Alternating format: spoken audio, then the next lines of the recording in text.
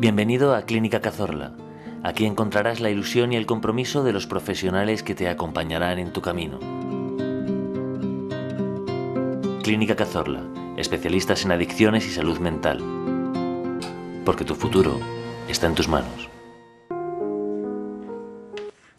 Pues seguimos aquí hablando con el doctor Emiliano Corrales. Doctor Emiliano, ¿cuál es el tratamiento adecuado con una persona que llega a vuestro centro con una adicción? Bueno, el equipo de la clínica, tanto médico como psicológico, evalúa el paciente, evalúa lo que es la situación del paciente, qué tipo de adicción, qué entorno familiar tiene, qué entorno social, qué entorno laboral, y a partir de ahí se elabora un plan de tratamiento que tiene que ser individualizado, es decir, tiene que ser para cada paciente un tratamiento diferente.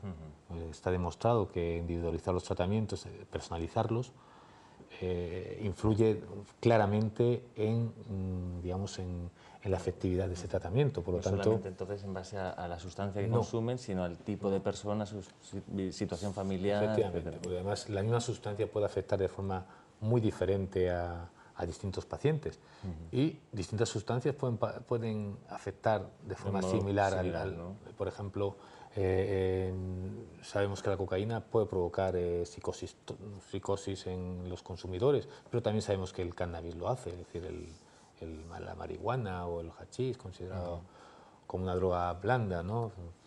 Eso de blando. Claro, O relativo, claro. Un enfoque, ¿no?, posible. ¿Es cierto que una adicción es para toda la vida? ¿Es algo crónico, una enfermedad crónica? Sí. Esto parece que está claro, todos los profesionales parece que lo tenemos claro. De hecho, la Organización Mundial de la Salud define la adicción como una enfermedad crónica con posibilidad de recidiva. De hecho, es muy importante para el tratamiento que el paciente y su familia entiendan que esto va a ser así, que no lo vean como una enfermedad aguda, es decir, que como si fuera una apendicitis. Yo voy al quirófano, saldré mejor o peor, pero una vez que salgo ya no vuelvo a tener apendicitis, porque ya se ha quedado en el quirófano el apéndice, ¿no? O sea que En este caso, no. que es algo que va a mantenerse, la posibilidad de una recaída va a estar siempre, que Efectivamente. siempre va a tener que estar. Y solamente aquel paciente, por supuesto con su familia, porque lo más importante en este tipo de trastorno es el apoyo familiar.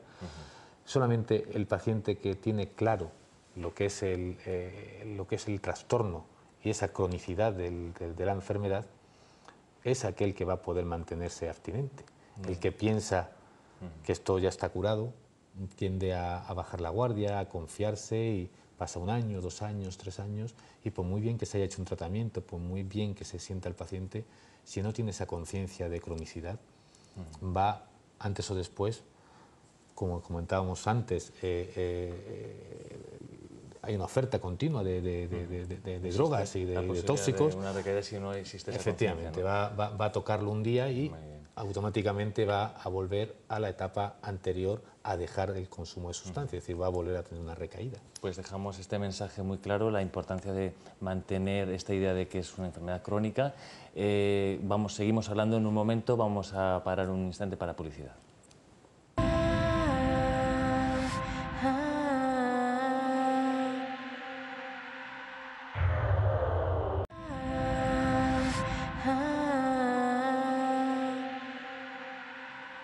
Seguimos aquí en terapia, en este espacio para la psicología en vivo, y estamos centrándonos en el tema de las adicciones. Para ello está aquí el doctor Emiliano Corrales. Seguimos hablando de esto, doctor Emiliano. ¿Qué tipos de drogas existen? Para que nos vayamos haciendo una idea y compartimentando un poco los tipos.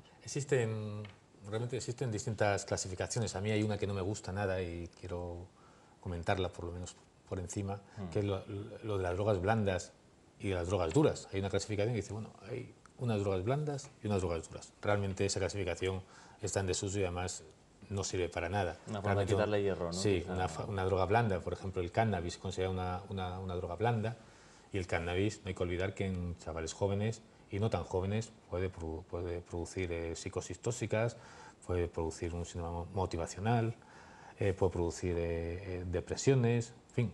No es tan blanda y induce a que las personas puedan pensar que pueden consumir este tipo de sustancias porque no hay riesgo. Realmente yo prefiero lo que es una clasificación por efecto, es decir, drogas sedantes, por ejemplo, el alcohol, la heroína, las benzodiazepinas, que también se pueden considerar lo que son tranquilizantes, el Valium, en fin, todos sus derivados, ¿no? Las que relajan, que la persona busca la relajación en ellas.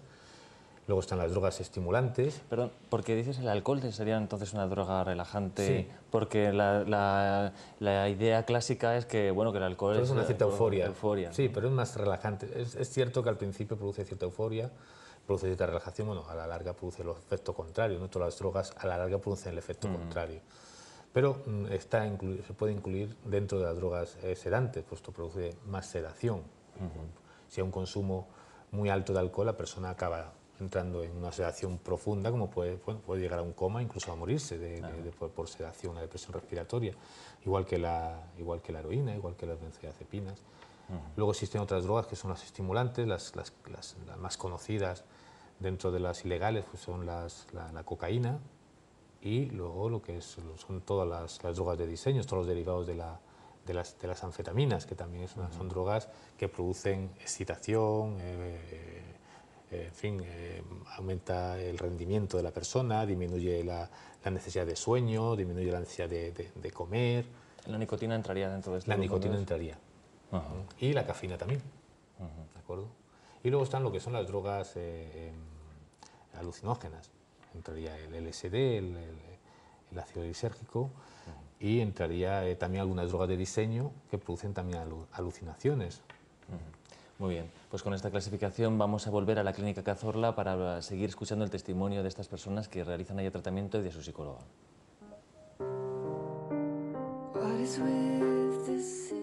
Piensas que, bueno, te tomas un par de cervezas y dices, bueno, pues ya me entra sueño y me acuesto y me olvido de esta ansiedad que tengo, de esta tristeza que me está provocando esta ansiedad.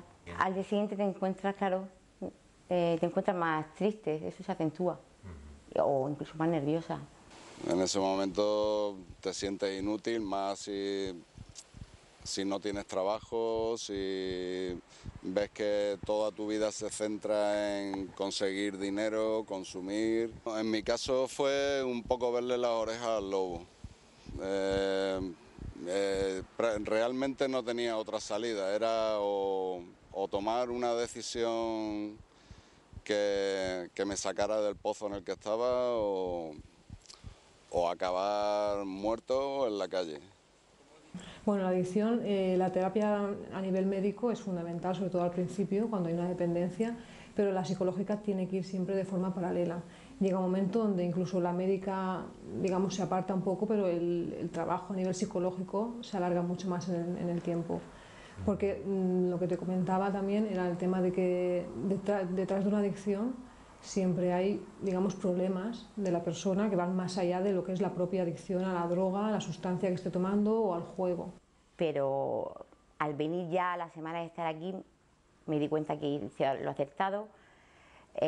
Tiene un horario de levantarme hacia deporte.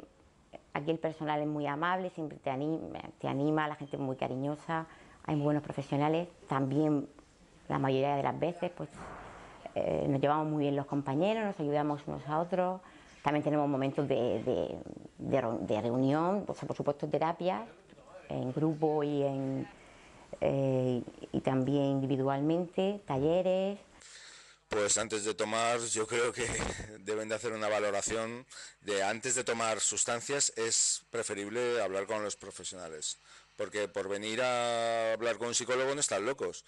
El psicólogo se convierte en tu amigo, en tu confidente, en tu entrenador. Hay que trabajar mucho el tema de la culpa. Ahí sí hay que trabajar la culpa, porque el paciente entonces recuerda cosas que hacía cuando se drogaba, cómo han sufrido sus familias, sus hijos, su pareja, y la culpa no sirve. O sea, ahí sí trabajamos un poco en la responsabilidad más que en la culpa. Es decir, yo me hago responsable de lo que hago. A partir de ahí puedo decidir si lo hago o no lo hago. Claro, si yo me anclo en la culpa, un poco es un papel más pasivo, más víctima, ¿no? Y me recreo en la culpa, no me lleva a ningún sitio. Entonces ahí sí hacemos mucho hincapié en que más que culpa es responsabilidad. Hay quien asume más que esto es una enfermedad y te excusas más, y está el que por otro lado se se considera un vicioso. Sí, muchas veces en pacientes lo que se ve es una falta de madurez. El periodo donde la droga ha estado presente es una huida, no es un hacerle cara a los problemas. Con lo cual, cuando la droga desaparece tras un tratamiento, vemos que esa persona puede tener problemas de madurez, donde le cuesta enfrentarse a las cosas que no le gustan, a un no, donde la frustración no ha sido trabajada. El apoyo de la familia es fundamental. Sin una familia que esté pendiente de ti, que se preocupe, que te ofrezca su apoyo, a pocas personas he visto salir por sí mismos. La familia tiene que hacer un cambio a través de los psicólogos, de los terapeutas, de los médicos, que son los que les van haciendo entender el proceso que conlleva esta enfermedad. Con la familia hay que hacer un trabajo muy importante, de forma paralela al que se hace con el paciente, porque muchas veces en la familia también hay que trabajar la culpa, sobre todo en padres o en parejas que debían haber visto, que se tendrían que haber dado cuenta, que tendrían que haber puesto límites, pero bueno, ahí volvemos un poco a lo mismo, que cada uno se responsabilice de cuál es su papel y a que no tengan miedo de hacer una vida normal, que muchas veces se cortan a la hora de no decirle, de no enfadarse, ¿no? Por miedo a que la otra persona pueda un poco volver a hacer lo mismo.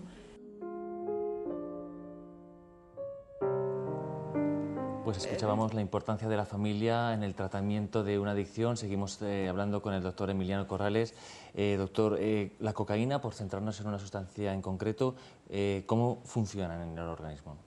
Bueno, la cocaína, como comentamos antes, es una droga estimulante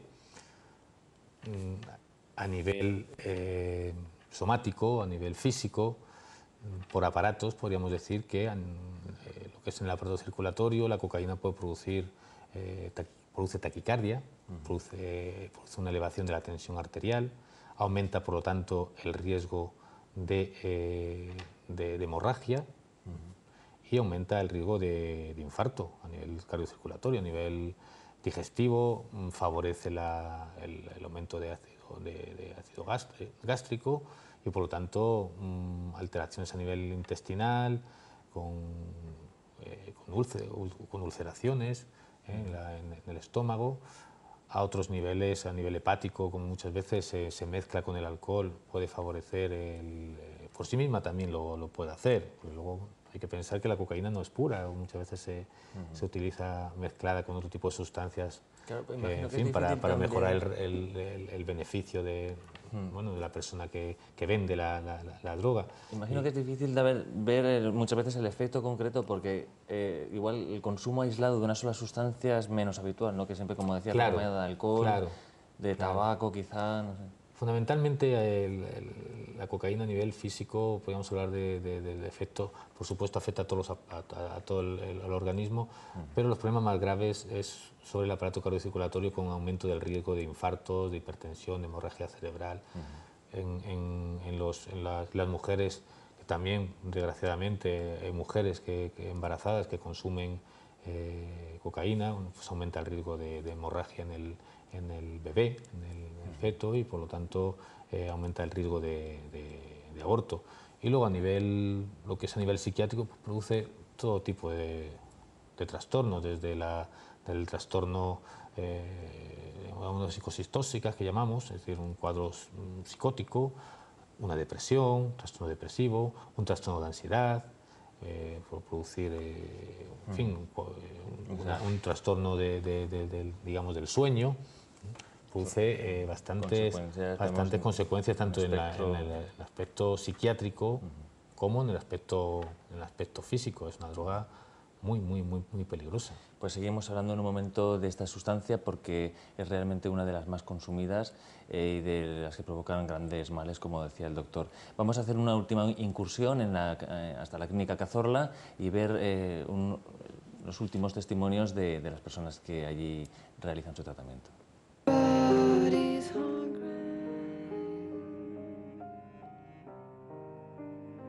Ahora ya no estoy aquí todos los días, ya vengo un par de veces a la semana, estoy medio ambulatorio. Siempre hace falta la ayuda de un profesional que te oriente a ti y que oriente a tu familia. Yo les diría que buscasen ayuda inmediatamente, pero que lo primero que tienen que tenerlo ellos es claro. Deben estar convencidos de que tienen un problema, de que ese problema no se soluciona por sí solo, ni siquiera cambiando de entorno, porque hoy en día droga hay en todas partes. Cuando hablamos de cronicidad es porque lo que siempre va a ser es adicto, con lo cual en el momento que él vuelva a buscar esa droga pensando que la puede controlar, que va a ser un consumo muy esporádico, eso es lo que les hacemos entender, eso no es viable. Entonces, por eso es crónico, porque va a ser siempre, por mucho tiempo que haya de abstinencia, su cerebro siempre va a ser adicto al alcohol, a la cocaína, a la dependencia que haya tenido, con lo cual en el momento que vuelva a introducir esa sustancia, la dependencia va a volver. Pero si la droga no está presente, la persona puede llevar una vida normal, sabiendo que en momentos críticos, evidentemente, el que surja un poco la idea o que pueda aparecer el deseo de volver a huir con esa droga, pues siempre va a estar ahí. Entonces, bueno, pues hay que ser pues eso, responsable y muy consciente de esos límites. Si creces en ese ambiente, lo más probable es que acabes así.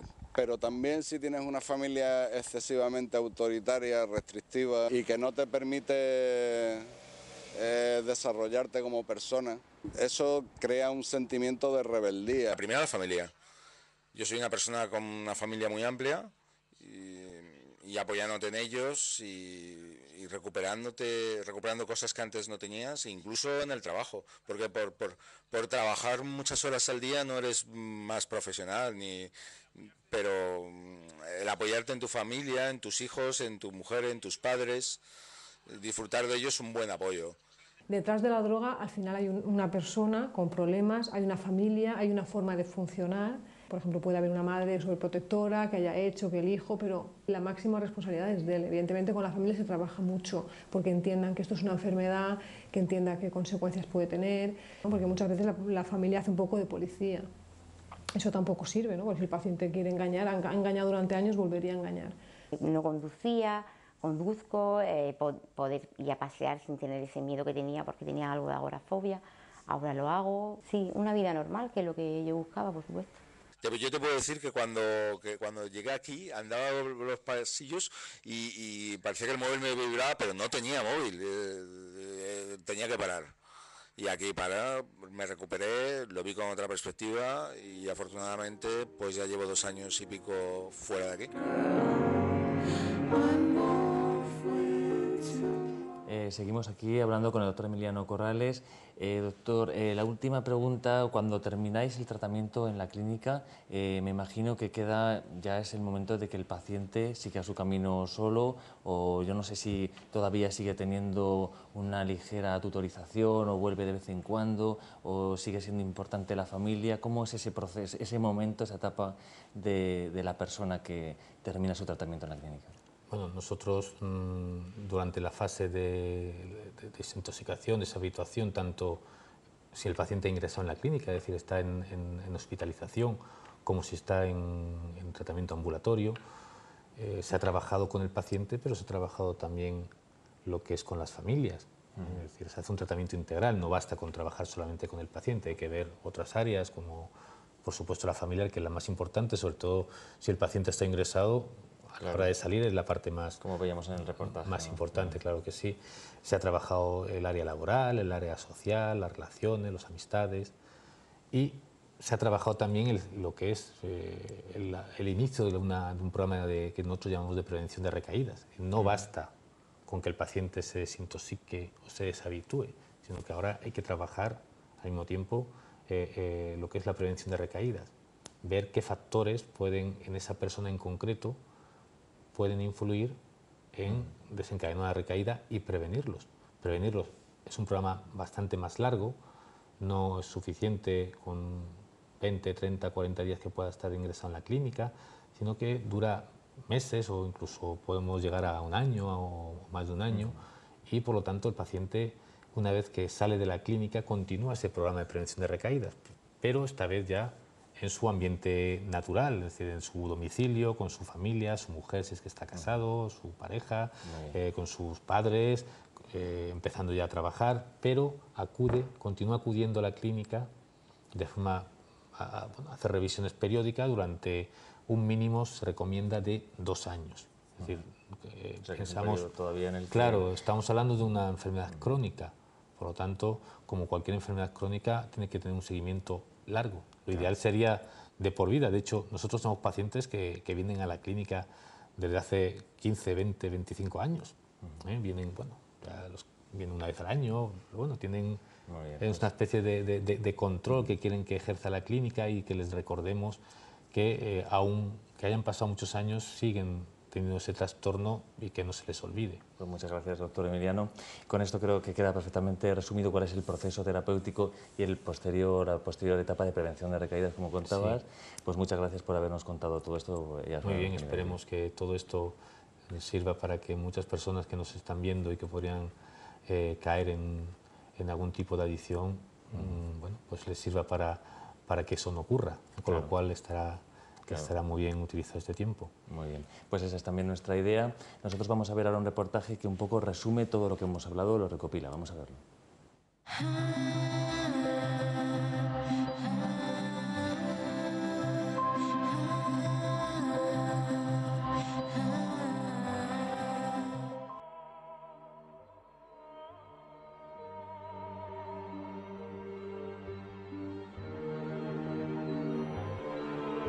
Según la Organización Mundial de la Salud, una adicción es una enfermedad física y psicoemocional. En el sentido clásico se trata de una dependencia hacia una sustancia, actividad o relación personal, en cuyo caso se denomina codependencia. Y para que se produzca deben darse dos factores, tolerancia y dependencia. La tolerancia significa que nuestro organismo se irá habituando a la droga, por lo que para alcanzar los mismos efectos, el adicto tendrá que administrarse dosis cada vez mayores. Por su parte, la dependencia puede ser física y también psicológica. La dependencia física se produce cuando el organismo necesita de una cierta cantidad de droga para moverse y desarrollar las actividades diarias. Al dejar de consumirla, el sujeto experimenta síntomas de diversa índole, como pueden ser náuseas, temblores, sequedad de boca, vómitos o convulsiones, dependiendo del tipo de dependencia, del tipo de consumo y del tipo de droga utilizada. La dependencia psicológica se origina cuando, ante la abstinencia, la persona experimenta síntomas como angustia, ansiedad, nerviosismo, miedo, paranoia o estrés, se siente amenazada, percibe cosas que no existen y esto solo cesa con un nuevo consumo. Otro problema grave del consumo de drogas ilegales tiene que ver, como resulta obvio, con la necesidad del sujeto de cometer actos ilícitos para conseguirlo. Por otra parte, cada tipo de droga provoca unos efectos específicos en el organismo. Según este criterio, las sustancias adictivas pueden clasificarse en excitantes, como la cocaína, anfetaminas o nicotina, depresoras, como la heroína, morfina, benzodiazepinas, inhalantes o alcohol, o disruptivas o alucinógenos, como el LSD, drogas de síntesis y otros alucinógenos.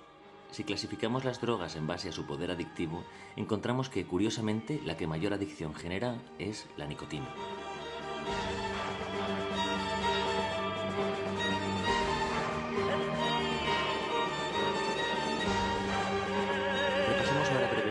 Historia. Desde las primeras civilizaciones ya existen pruebas de que el hombre conocía los efectos de ciertas plantas como la dormidera del opio y las usaba. En todas las civilizaciones, desde la vieja Asiria hasta la nuestra, el ser humano ha consumido todo tipo de drogas por distintos motivos, religiosos, rituales, medicinales o simplemente por diversión. Actualmente se cree que los ingresos totales que producen las ventas de estupefacientes tan solo en Estados Unidos asciende a entre 60 y 120.000 millones de dólares. En todo el mundo, el tráfico de drogas mueve unos 300.000 millones de dólares al año, siendo este el mayor negocio del planeta, según la revista World Press. Según datos de la Federación Española de Drogodependencias, la droga más consumida por los españoles es el alcohol. En 1999, el colectivo que con mayor frecuencia se embriagaba eran los jóvenes de entre 20 y 24 años, y alrededor de 1 millón de españoles bebían en exceso los días laborables. Entre los escolares se encuentra generalizado el uso de alcohol, especialmente los fines de semana, destacando asimismo el aumento entre 1995 y 1999 del uso de alcohol entre el colectivo de las mujeres más jóvenes, las de 15 a 19 años.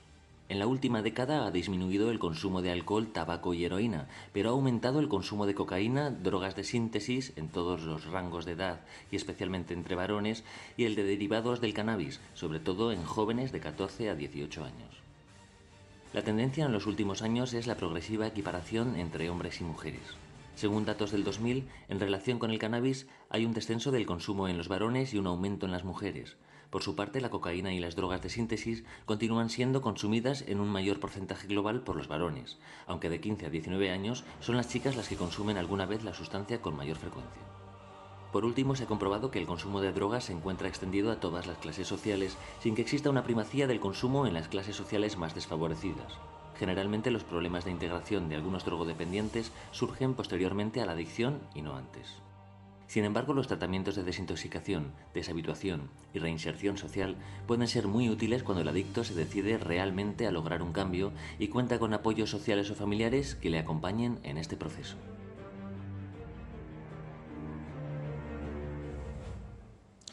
Pues hasta aquí nuestra incursión en el tema de las adicciones. Vamos a cambiar ahora de registro, vamos a hablarles de qué tiene que ver la psicología con la pintura. En este espacio que tanto nos gusta, En Conexión, nuestra compañera Sara Ben ha salido a preguntarlo al pintor Alfredo Serrano. Vamos a verlo.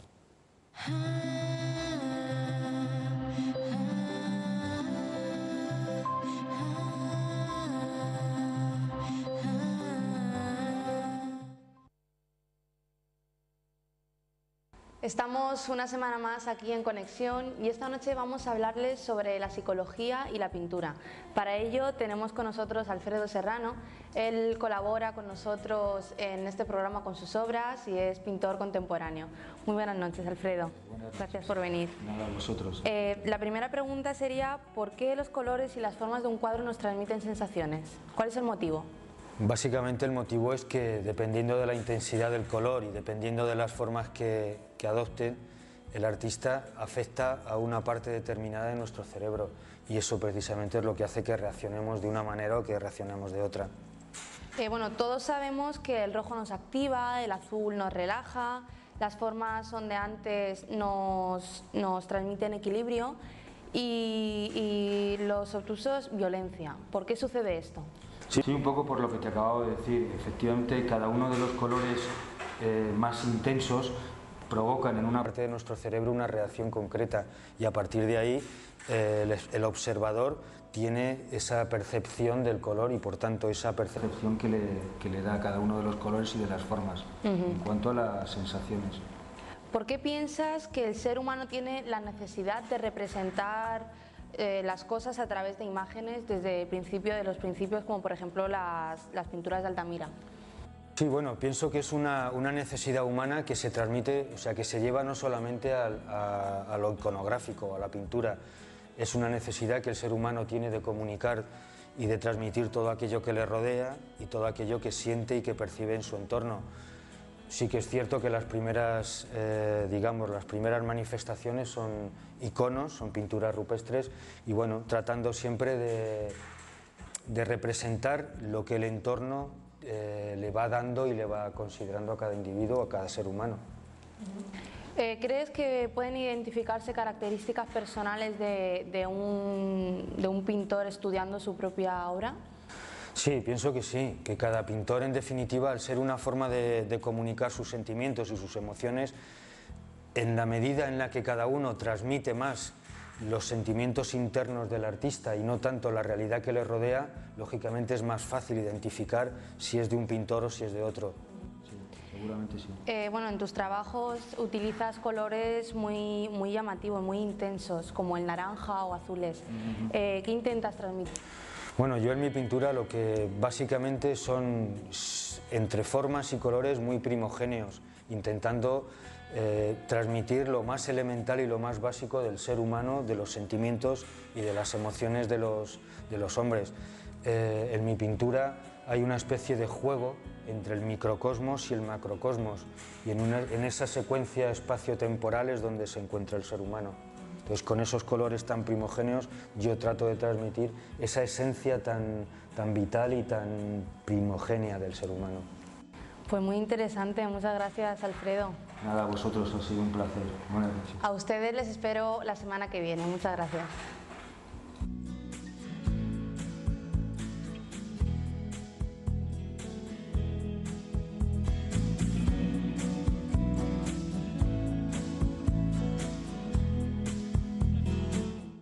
Pues Pues muchas gracias, Sara, y vamos a pasar ya a esta sección en consulta, que es vuestra sección, el espacio en el que podéis enviarnos cada semana vuestras consultas. Las atenderán, como sabéis, los profesionales, los terapeutas, los psicólogos del programa. Podéis hacerlo al correo electrónico consultas@enterapia.tv.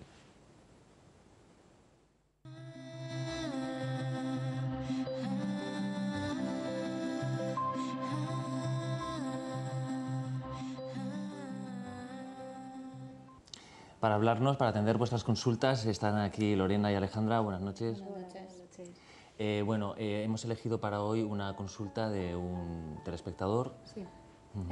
Hoy nos escribe Andrea, una chica de 28 años, comentándonos que ha tenido varias relaciones, que al principio todo empieza muy bien, que se siente encantada con la pareja, con mucha ilusión, pero que de repente cuando pasa esa fase de enamoramiento y de todo maravilloso, pues se desencanta y no llega a consolidar ninguna de las relaciones que ha tenido. Y ella nos pregunta a qué se debe lo que le está pasando, si es por culpa de ella o por la elección de los chicos.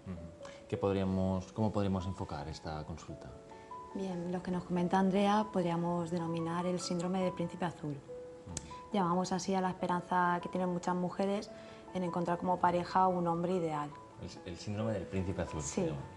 Aunque sea síndrome no significa que sea un trastorno clínico como tal, sino que puede ser una manera distorsionada de ver la realidad y las relaciones sentimentales, en este caso. ¿Y por qué se produce y cómo se comportan estas mujeres? Bueno, el síndrome este se produce más que nada por cultura, ¿no? Siempre pensamos que el amor tiene que ser como en los cuentos de hadas, todo maravilloso, que venga el chico a rescatarte. De todas maneras, esto no se da solo en mujeres, sino también se da en hombres. Esperamos a que venga la persona ideal y perfecta para nosotros, pero no siempre es así. ¿Cuál diríamos que son los síntomas? Bueno, hay dos características que las relacionamos a estas personas que tienen el síndrome del príncipe azul. Una es la que siempre va a por una relación, ¿no? Pero no acaba la rechaza porque sus expectativas decaen. No termina de encontrar, a esa persona ideal, ¿no? Que le haga feliz. Entonces la rechaza, rompe el compromiso. Y luego tenemos a otras personas que son más pasivas y que siempre están esperando a que les llegue a la puerta su pareja ideal. Y tampoco terminan de relacionarse con ninguna persona porque no les vale. Directamente ni siquiera inician. Ni siquiera inician la relación, no encuentran las características adecuadas. Y diríamos que se puede encontrar a ese príncipe azul o a esa princesa azul, si es que vale el caso también para los chicos. Bueno, el príncipe azul no existe, ni la princesa existe, ni nada.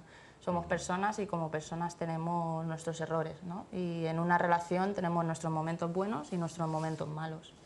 Entonces, si estamos a gusto con la persona, nos trata bien y nosotros tratamos bien también a esa persona y nos gusta estar con él y le echamos de menos cuando no está, entonces podremos decir que hemos encontrado a nuestra pareja ideal, ¿no? Para nosotros. Pero una persona perfecta no vamos a encontrar nunca. Me imagino que también igual es más que buscar lo que no hay, es buscar lo que sí que hay, ¿no? O centrarse en lo que sí que tiene esa persona más que en las cosas negativas o centrar la atención en eso. Tendríamos que ponernos también en el lugar de la otra persona, o sea, escucharle y no querer cambiarle. Y brevemente, ¿habría algunas recomendaciones para este tipo de personas que sufran este síndrome? Como recomendaciones podríamos decir que en primer lugar lo que tenemos que hacer es valorarnos a nosotros mismos y ser felices con los que tenemos. No esperar a que venga una persona de fuera a completar lo que nos falta o a darnos ese toque de brillo, de luz, de alegría.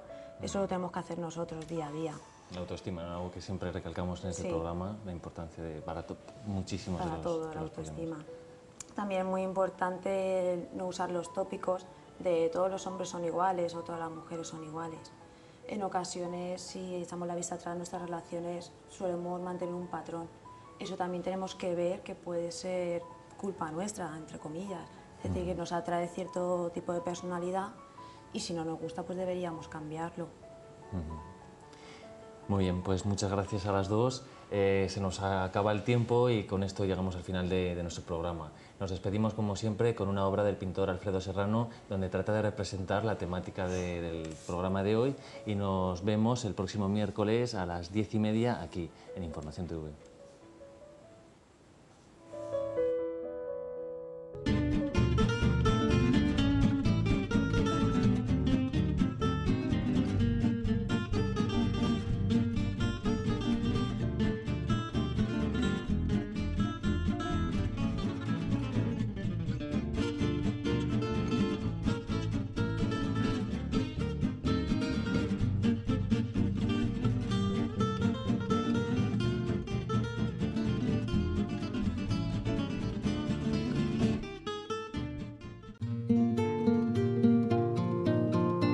Bienvenido a Clínica Cazorla. Aquí encontrarás la ilusión y el compromiso de los profesionales que te acompañarán en tu camino.